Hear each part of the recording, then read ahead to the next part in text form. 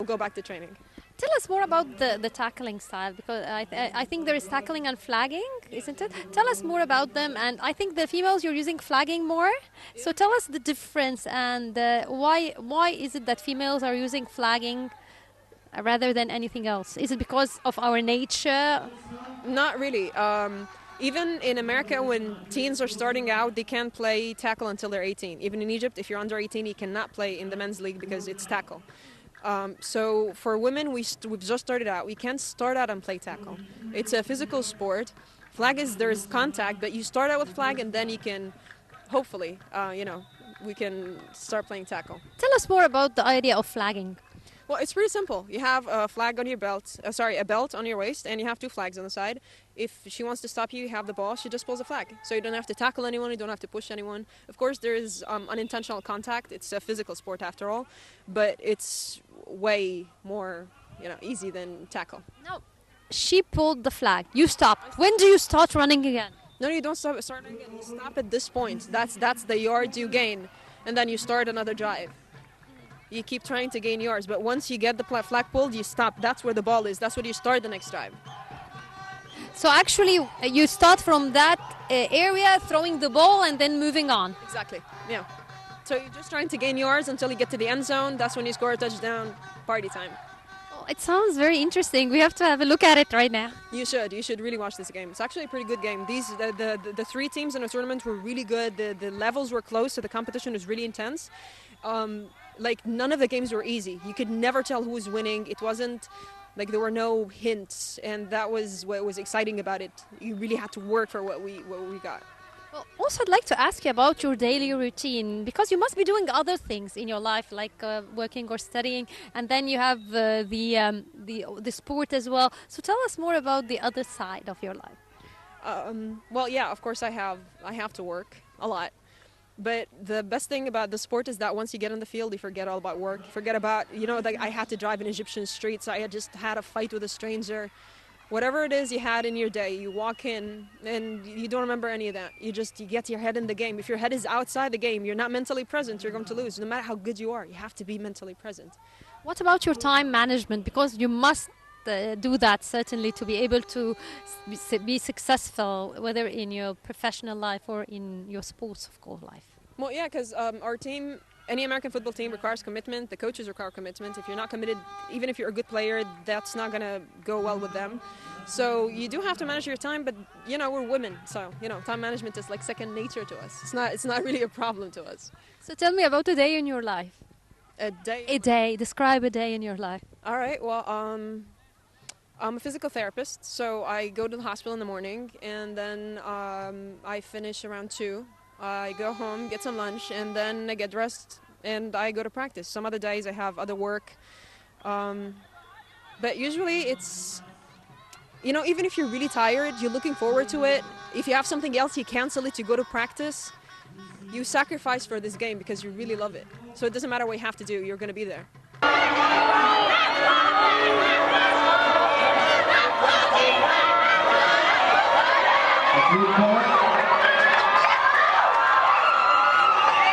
Well, also I'd like to ask about your diet, because since you're a physical therapist and you're a player, you're a sports person, that must require certain dietary habits.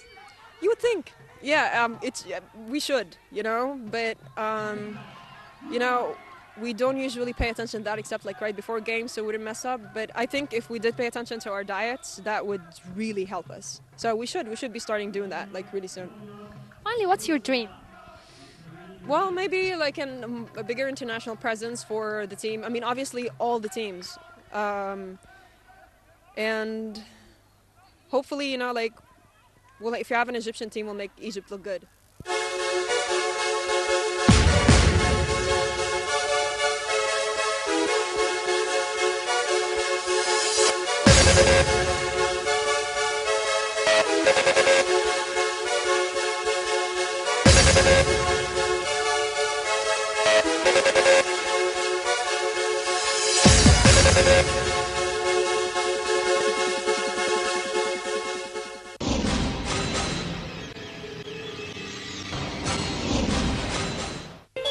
Now it's time for the Eye of Forest to today. We're coming to you from the Music Instruments Museum located at the Arabic Music Institute. Actually, this is the first gallery of it, and it consists of musical instruments donated to the Arabic Music Institute by various international countries.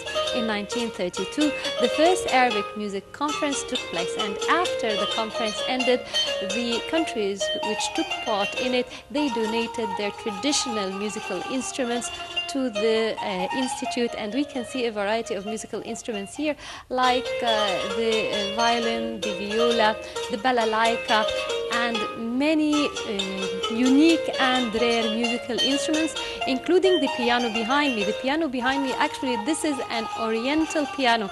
It plays Arabic tones and rhythms.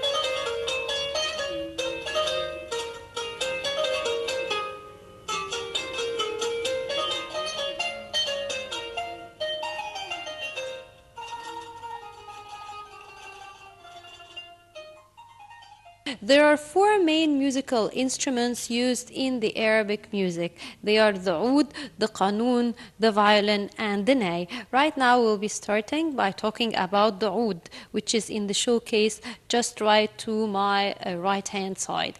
Actually, the oud as a musical instrument was known since antiquity. It was discovered in the ancient Egyptian tombs and on the walls of the tombs as well. But in its beginnings, it only had 2 strings or 3, and it was much smaller than its current size. After that, it had 4 strings. Then by the century, it got 5 strings. Actually, some of the ouds the strings in them might reach up to 13, but the standard is 5. 4 with the unified tone, and then the 5th is the bass. If we look at it, actually the neck of it does not have any frets, so actually that gives it a unified tone, and then a plectrum is used, which we call the feather, or in Arabic the risha, for playing on the strings and the chords of it. It is called oud. Oud means a stripe or a thin stripe of wood, because actually when it's made out of stripes of wood joined together. Each oud differs in the designs on it, like for example to the right hand side, this one, we can see that it has simple ivory and mother of pearl inlations. Now let's listen to the sound produced from the oud.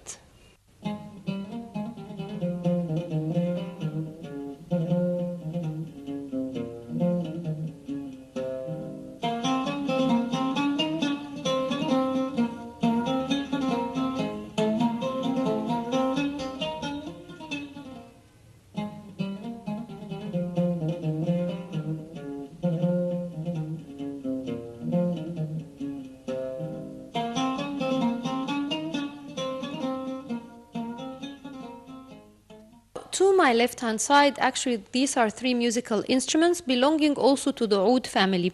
They are the tambour and the oud also, but it's called the moon oud, and all the three of them, they came from Turkey. Actually, the Turkish oud was introduced to the Arabic music in the Middle Ages. And we'll start first by talking about the tambour. The tambour actually, its history dates back to, again, the ancient Egyptian times, around 1600 BC, where we found similar musical instruments in the tombs of the pharaoh. And then they developed, as I mentioned earlier, to a variety of other musical instruments. For example, we have the tambour, we have the oud, we have the basak, we have the balalaika, we have even the mandolin, the guitar, and many other musical instruments. The string musical instruments, they all developed from the ancient Egyptian oud and the tambour. The uniqueness about the Turkish tambour and oud is that its music is lighter. It has a finer sound.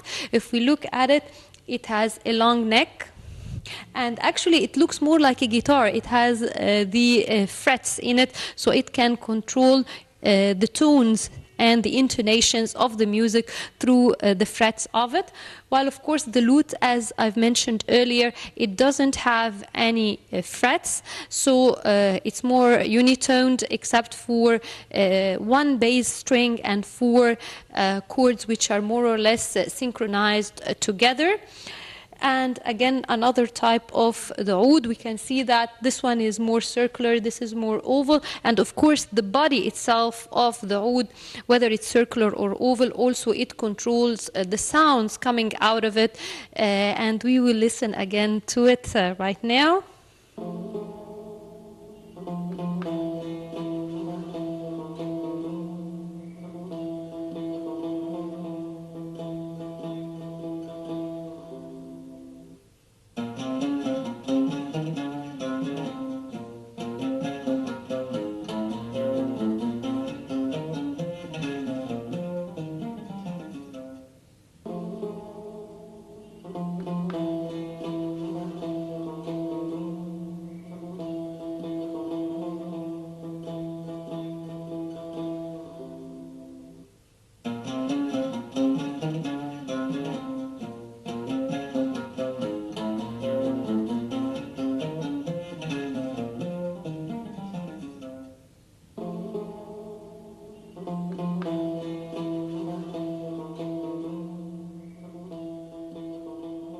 To my right-hand side, this is another unique musical instrument belonging to the oud family. It's called the gambash.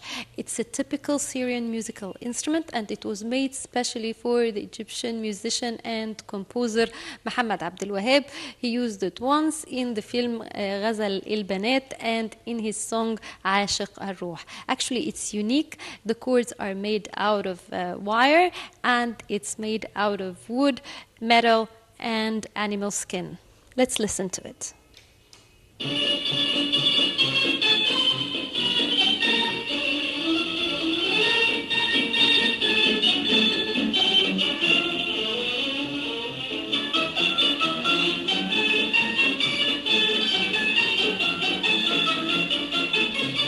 Right now we'll be looking at a unique Egyptian musical instrument. It's a typical Egyptian musical instrument.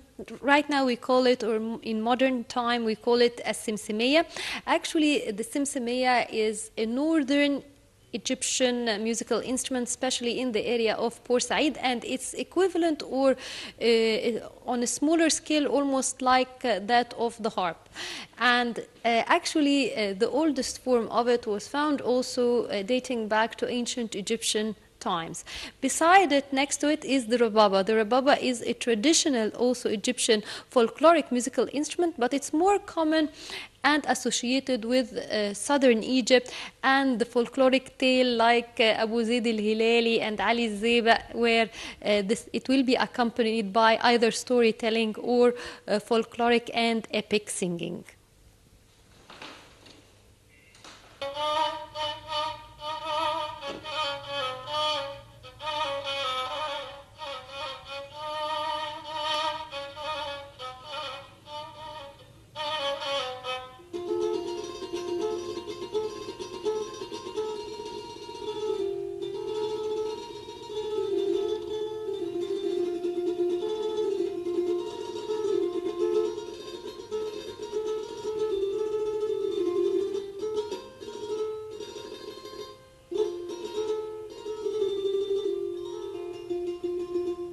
As for the qanun musical instrument, or the zither, it is also known in English as a dulcimer. Actually, it is also one of the successors of the harp musical instrument, and it's flat. Usually it's trapezoid in shape, and it consists of around 81 strings, and they are stretched in groups of 3 with 24 treble chords, and they are grouped in 3. If we look at it, actually right now it's made out of metal, but in antiquity the strings of the qanun, the harp, and the various string instruments were made out of the hair of the tail of the horses. Now we have another type of qanun as well, which is rectangular and flat, but the classical shape is the trapezoid shape, which is here to my right hand side. Now let's listen to the sounds of them.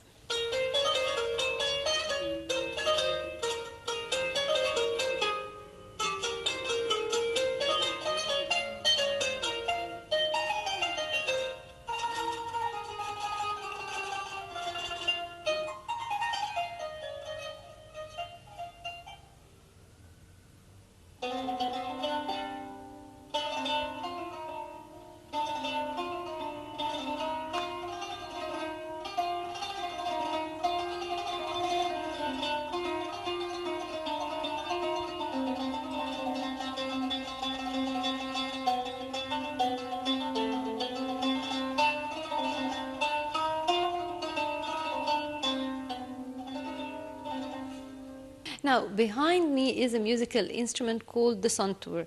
Actually, the santur is the ancestor of the piano. So actually, the piano started with a musical instrument which is almost like the zither, which is also from the family of the harp.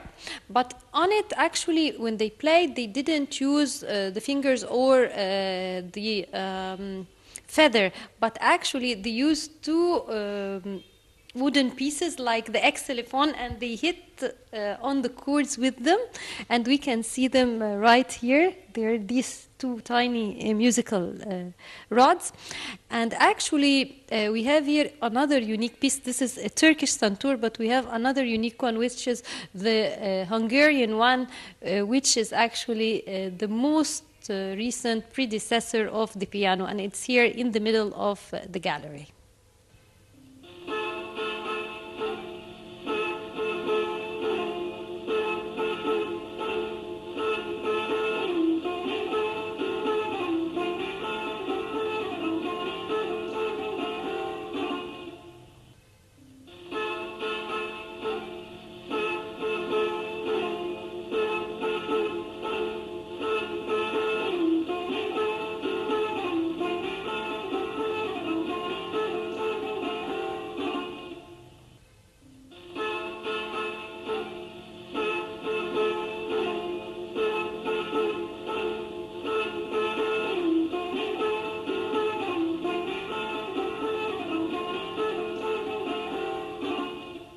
As part of the museum located at the Arabic Music Institute, we have this beautiful, unique 19th century AD gramophone.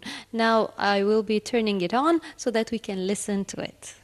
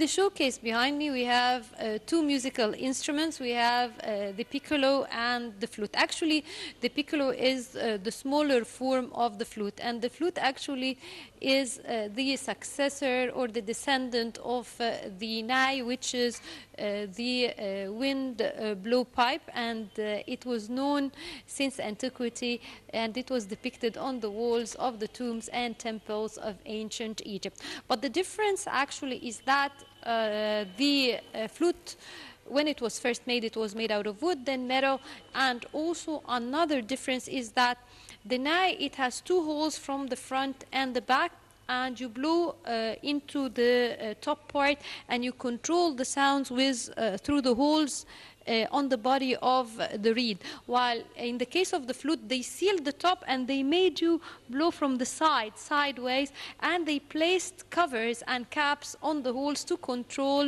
the music and the sounds that's, which are emitted from it.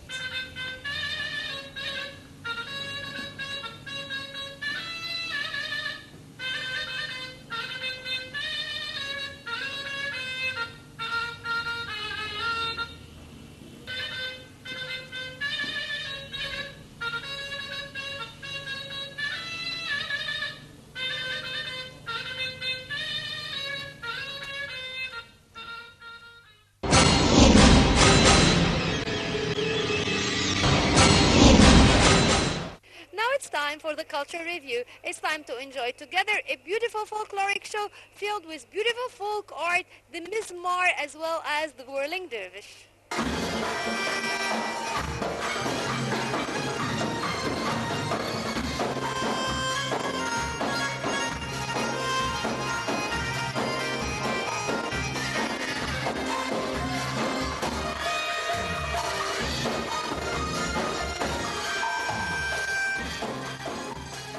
El Hosseini troupe held a folk show recently in Cairo featuring the Egyptian mizmar and the whirling dervish.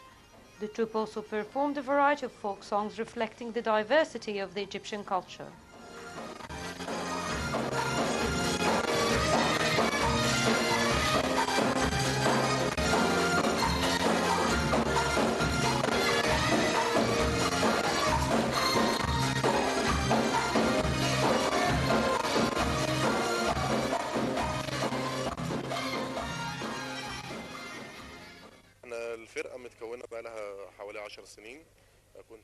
The troupe was formed 10 years ago. At that time, I used to play the mizmar. We started performing at different cultural venues. Also, Ahmed used to play the mizmar. But we wanted to change our routine, so Ahmed started singing and the public loved his voice. So we started singing accompanied by the percussion and the mizmar. Today we performed a variety of folk songs. We also performed the song Ala Wadak for Ahmed El Hosseini and Addu Al-Sharid for Yasser Abd al-Rahman. The audience was great. We really enjoyed tonight. وكنا سعداء جدا النهارده مع الجمهور الجميل جدا وانا بحييهم وبحيي كل الناس.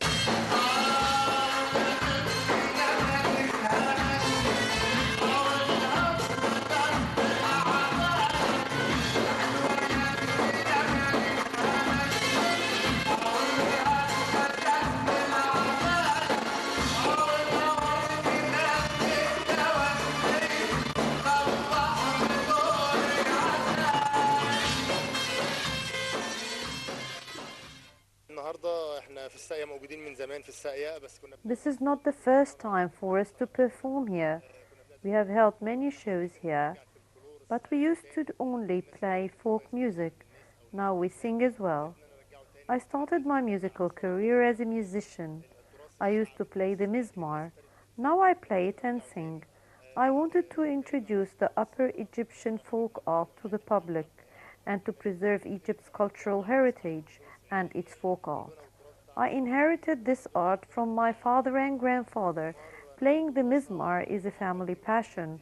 I have been playing it since my childhood and I have mastered it.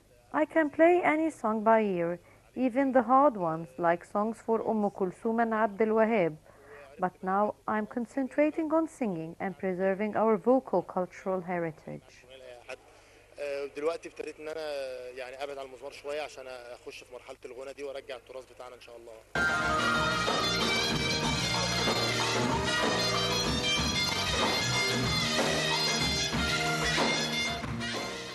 As part of their performance, Al Husseini troupe performed a variety of popular songs for Mit'el and Muhammad Rushdie.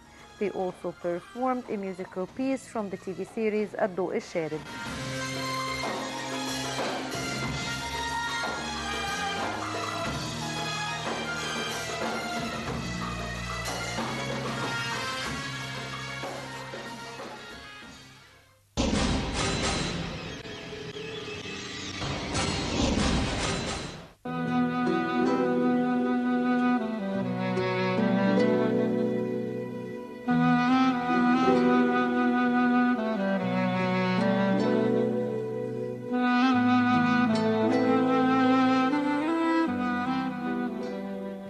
Today in Memories, we're commemorating the memory of the late celebrity Egyptian actress Zinat Sidqi.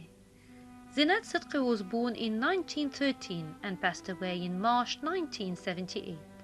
She was born as Zainab Muhammad Musad in El Gomr in Alexandria. She had hardly finished primary school when her father decided that this humble education was enough and that she should now wait for a groom to come along.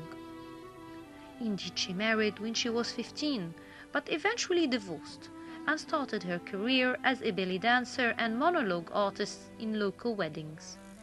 She then joined an acting association formed by Zaki Tulaimat in Alexandria, but her family did not allow her to do that either, so she ran away with her friend Khayriya Sidqi to Syria.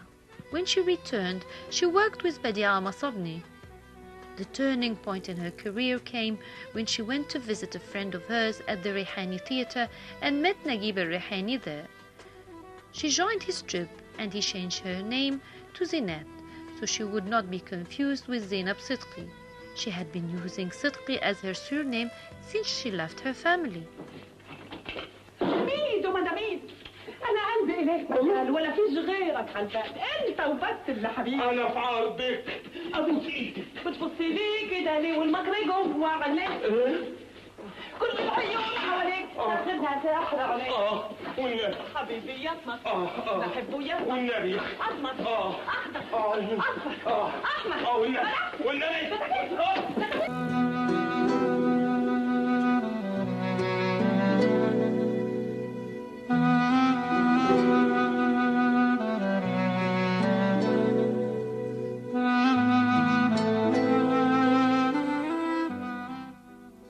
Her first role with the Rihani troupe was that of a maid in the play The Egyptian Pound, Al-Ghini Al-Masri, in December 1931.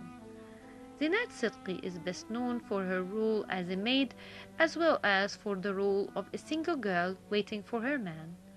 Sidqi also worked with the troupes of Yusuf Wahabi and Fatma Rushdie, in addition to Ismail Yassin's troupe, with whom she formed a successful duet in cinema. But suddenly Zinat Sidqi disappeared from cinema.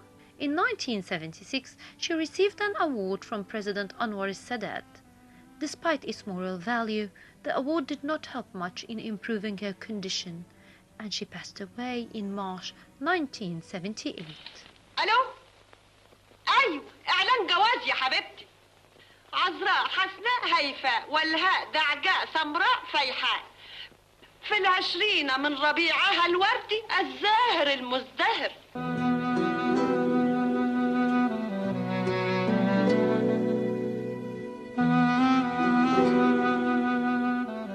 Zinat Sidqi belonged to the school of spontaneous performance and farce. She hardly used excessive body language or resorted to jokes to be funny, but was known to use accessories in an extravagant and totally innovative manner. يا واد يا شاقي كلمة في ودنك ودنك الحلوة ودنك اللي عايزة تتقلقل ده البيت السوداء عليا هو انت منهم؟ ولا بتحاول تتمنى يا جماعة انا كنت بقى انا كنت قد المجنون.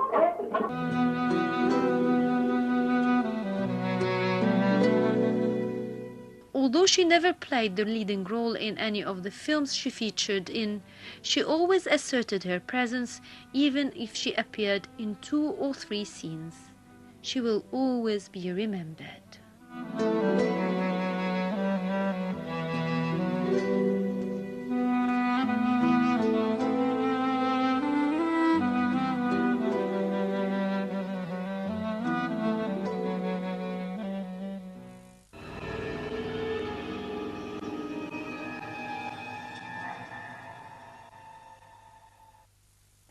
And by this we come to the end of this episode of Nile Magazine. Until we meet again, it's goodbye.